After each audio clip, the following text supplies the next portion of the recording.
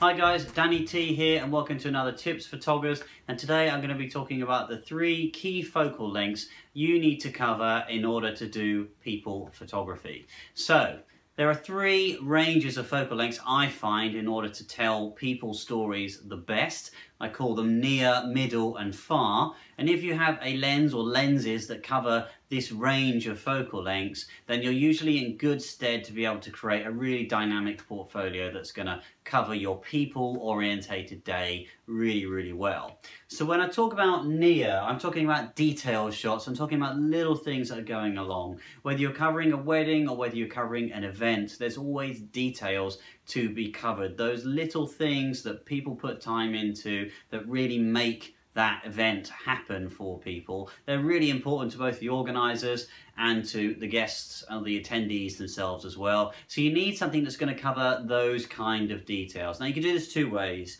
You can use a zoom lens in order to cover that, or you can use a lens which is quite zoomed in already. So I've got here near something like 85mm plus. If you're on a full frame camera, that's going to get you some nice close-up details, going to get you nice and far in to what you want to use. You can use a zoom lens right up to say 200mm, but beware that when you use zoom lenses, they do have a minimum focal distance is often longer in some respects. You can't always get that close to things if you need to get that close. But somewhere in the realms of 85mm plus on a full frame camera. If you've got a smaller sensor camera, then it'll be slightly less than this because that'll be zoomed in anyway, but somewhere in that realm, it's going to put you in good stead to cover your details shots.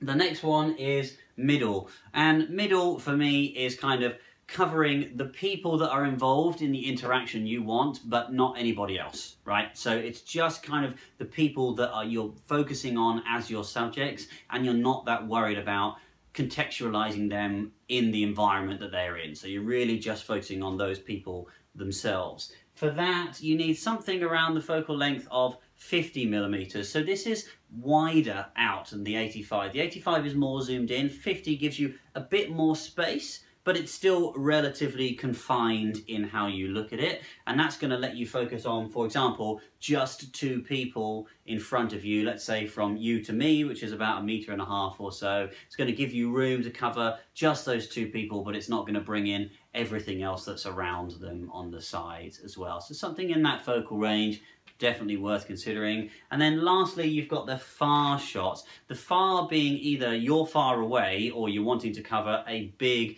amount of environment in that shot. So a set piece shot, one that kind of shows people where you are or what's happening or a big space around you. Well, you need something with a lower number focal length than that. And when we're talking about focal lengths, the lower the number, the less zoom there is. So on a full frame camera, something like a 24mm or less is going to give you lots and lots of room to have a look at. Now you might see this as being 3 separate lenses, and I've moved to this now, but when I first started I had a zoom lens which covered pretty much the whole range. So it was kind of you can get things like a 24 to 200, which is going to cover all of these in one single lens. What you give up though is the aperture, about how wide that lens can open and how much blur you can create. We looked at aperture in another video earlier, so head back over to that one if you want to know more about exactly what aperture is.